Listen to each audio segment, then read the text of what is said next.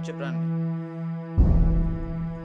একজন ডাক্তার দেখে পরীক্ষা করাতে পারলে খুব ভালো হতো। আমি ডাক্তার, পরীক্ষা করাবার আর কোনো প্রয়োজন নেই। He is dead. ছুরিটা একবারে বুকে বিঁধে গেছে। ছুরিটা সামনের দিক দিয়ে মারা হয়েছে। আর যেভাবে ছুরিটা গেঁথে আছে বুকে, তার থেকে একটা জিনিস খুব স্পষ্ট যে খুনি is a person with a very strong belt. Doctor, ওদের পরিচয়টা জানতে পারি?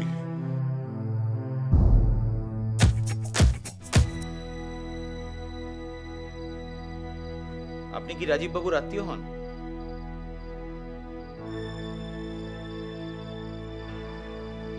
তো আপনার পরিচয়টা তো এখনো জানতে পারলাম না।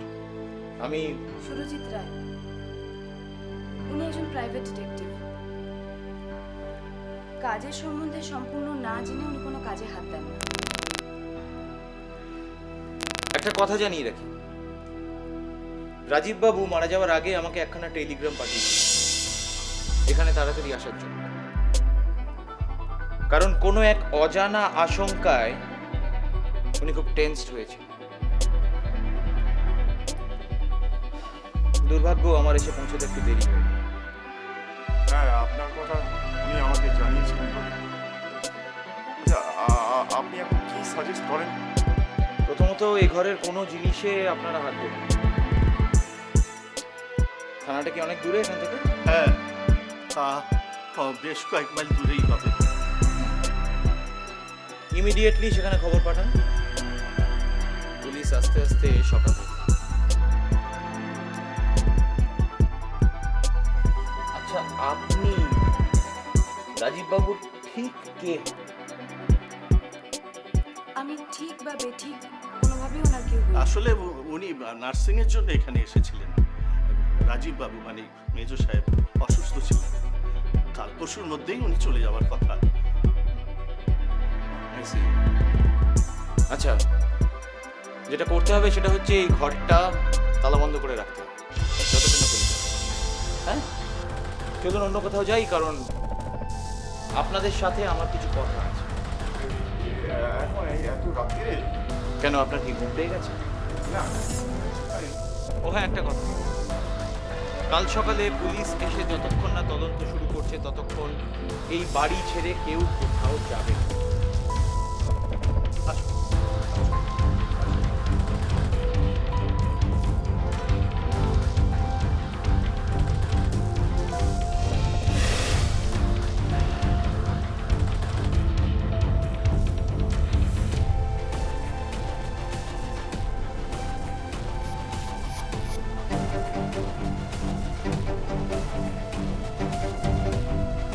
মণিমা দেবী, আপনি বোধহয় ভাবছেন যে আপনার কথাটা আমি এতক্ষণ পর্যন্ত ফাঁস করি। কারণটা জেনে রাখুন, এটাই হচ্ছে আমার মোটাস অপারেন্ডি।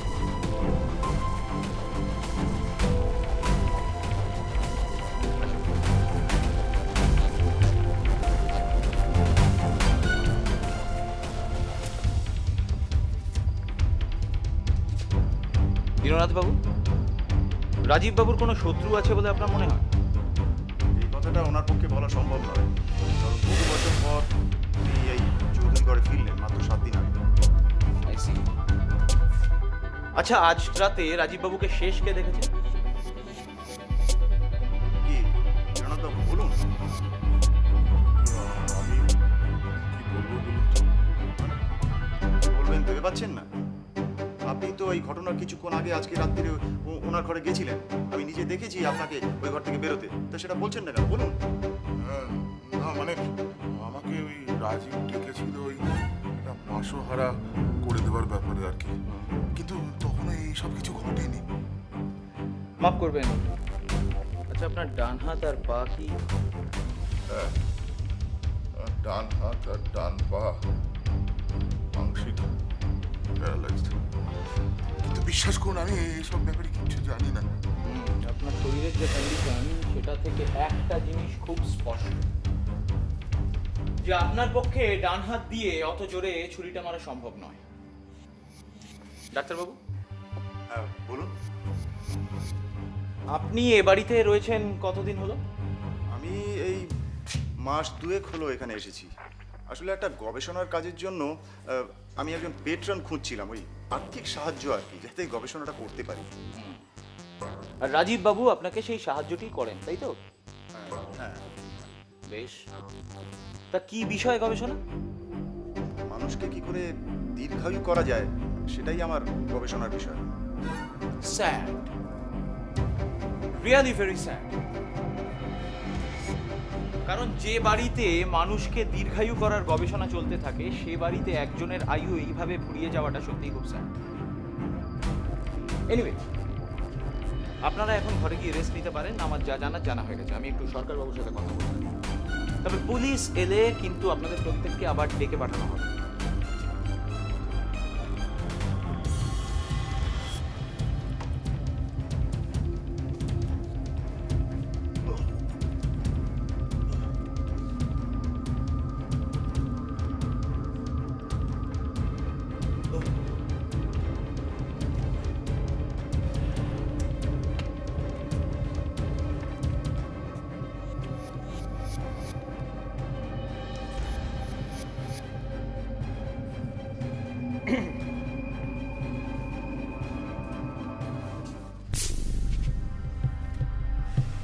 সরকার মশাই,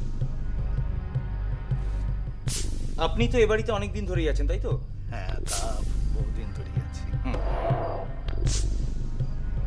দীননাথ আর রাজীব লোচন এই দুই ভাই ছাড়া এ বাড়ির অন্য কারুর ব্যাপারে কি? হ্যাঁ, এদের আরেক ভাই ছিলেন, পীতাম্বর। আসলে এনাদের বাবা যজ্ঞেশ্বর বাবু এই বিশাল চৌধুরী ঘরের পত্তন করেন। ওনার 3 ছেলে, দীননাথ বড়, মেজ রাজীব লোচন, ছোট পীতাম্বর। পীতাম্বর এখন কোথায়? আসলে বিষয় সম্পত্তি নষ্ট করা, নেশায় বুধ হয়ে পড়ে থাকা ইত্যাদি কারণে বাবা যজ্ঞেশ্বর বড় ভাই দীননাথ বাবুকে ত্যায্যপুত্র করেছিলেন। সেই চোখে ছোট ভাই পীতাম্বর গৃহত্যাগ করেন। আজ এতদিন বাদে বড় ভাই দীননাথ মেজ ভাই রাজীব লোচনের কাছে অপরতপ শূন্য হয়ে একটু আশ্রয়ের জন্য এসেছিল। সেই রাজীব লোচন আজ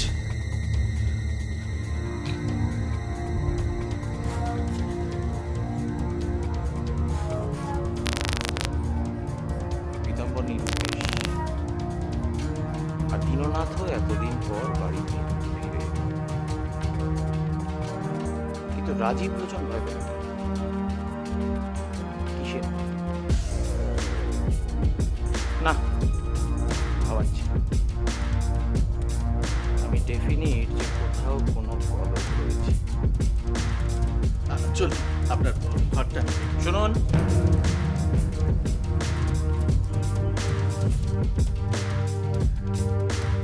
আচ্ছা, রাজীব লোচনের কাছে যে ছেলেটি খাবার নিয়ে গেছে, মানে যে প্রথম মৃতদেহটা দেখে চিৎকার করতে করতে বেরিয়ে আছে, মেজ সাহেবের চাকর, বাংলাটা বলতে পারে না, তবে বোঝে। হ্যাঁ, বালা, মানে চীনা মতন দেখতে। হ্যাঁ হ্যাঁ। আচ্ছা, চলো আসুন।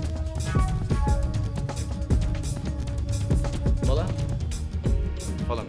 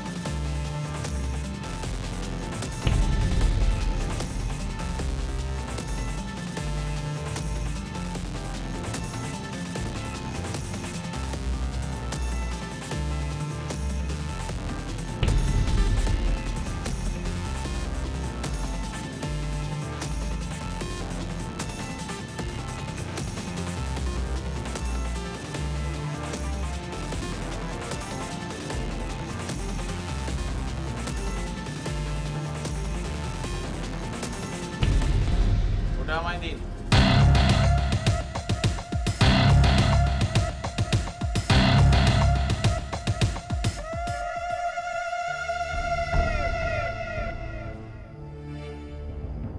কি হলো, চিনতে পারছেন না নাকি? দিন কাগজটা। কোন কাগজটা? কিসের কথা বলছেন আপনি? আমি কোন কাগজটার কথা বলছি সেটা আপনি ঠিকই বুঝতে পারছেন অনিমা দেবী। একটু আগে যেই কাগজটা আপনি রাজীব বাবুর ঘর থেকে চুরি করে আনলেন সেই কাগজটা দিন আমাকে। যদি না দিই কি করবেন আপনি? ছিনিয়ে নেবেন? না, তবে পুলিশি হাঙ্গামায় যদি পড়তে না চান ওটা আমাকে দিয়ে দিন। আমি জানি খুব ইম্পর্টেন্ট কাগজ, ওটা খুব প্রয়োজনীয়। নাহলে এত রাতে লাশের ঘরে গিয়ে আপনি কাগজটা নিয়ে আসতেন না।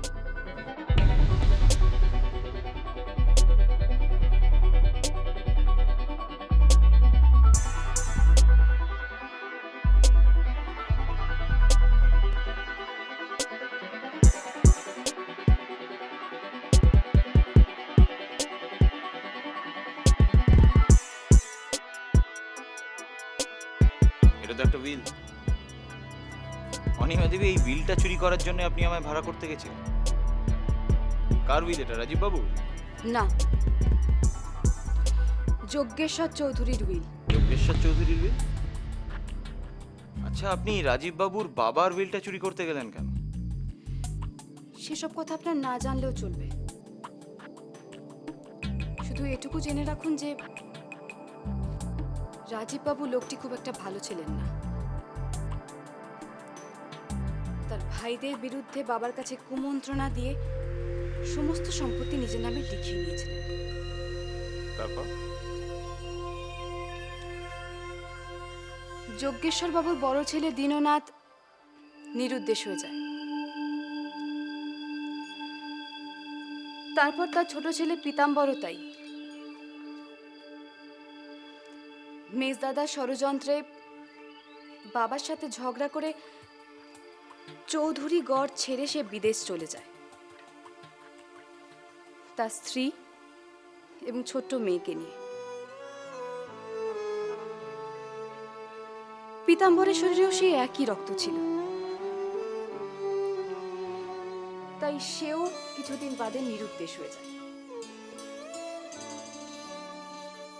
তখন পীতাম্বরের অসহায় স্ত্রী তার ছোট্ট মেয়েকে নিয়ে যজ্ঞেশ্বর চৌধুরী শরণাপন্ন হয়।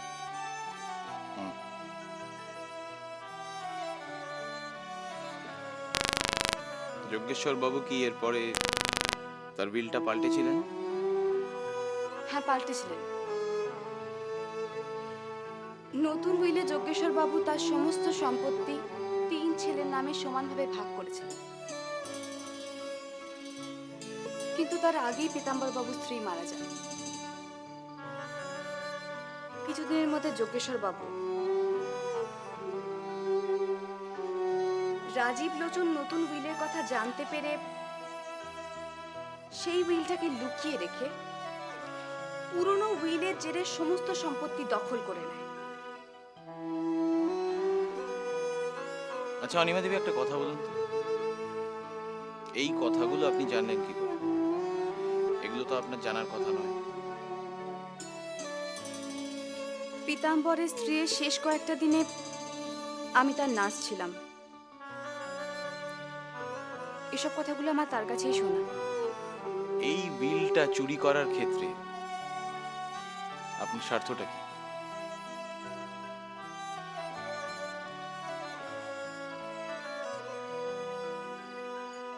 আমার স্বার্থ বলতে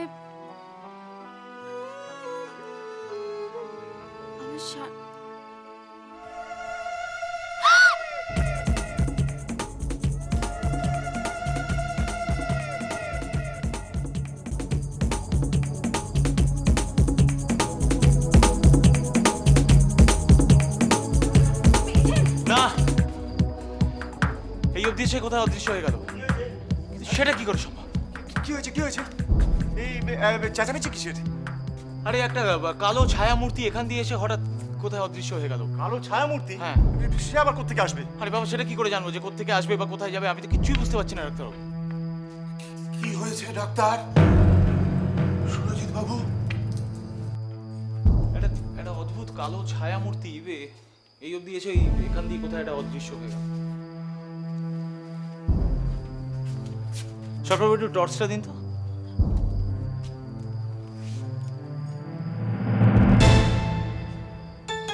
আশ্চর্য। আশ্চর্যের কিছু নেই সুরজিৎ বাবু। এই চৌধুরীগড় অভিশপ্ত। লোকে লোকে একে হানাবাড়ি বলে। হয়তো কোনো অভিশপ্ত আত্মা। দেখুন, এই সমস্ত আত্মা ফাত্তা আমি কিছু বুঝি না, কারণ বিশ্বাসও করি না। বহু মানুষ রয়েছে যারা এই আত্মার থেকেও খুব সাংঘাতিক হয়। আমার মনে হচ্ছে সেটা এরকমই কোনো মানুষের কাজ। আরে বাবা, মানুষ যদি হবে তাহলে তো এই দেয়াল অব্দি এসে সে দাঁড়িয়ে যাবে। একটা রক্ত মাংসের মানুষ তো হঠাৎ ওখান থেকে উবে যেতে পারে না। সেখানেই তো গোলমাল, খটকাটা তো সেখানেই লাগছে। তবে এই খুনি বা কালো ছায়া বা ষড়যন্ত্রী, এটা যে বা যারাই হোক না কেন, আমার দৃঢ় বিশ্বাস তারা এই বাড়িতেই কোথাও থাকে। রাজীব বাবুকে খুন করার মোটিভটা এখন পর্যন্ত ক্লিয়ার নয়, আর সেই জন্যই তারা বোধহয় এত নিশ্চিন্তে ঘুরে বেড়াচ্ছে। তবে অন্ধকারটা একদিন কাটবেই। মনে হচ্ছে পুলিশের গাড়ি এল। ও বাবা, এত তাড়াতাড়ি পুলিশ এসে গেল।